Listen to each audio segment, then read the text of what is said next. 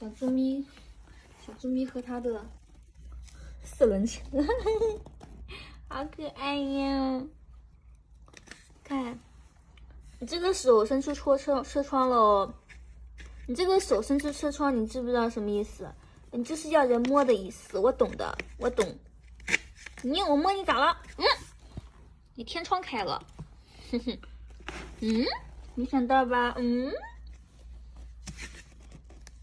你的小手手什么意思？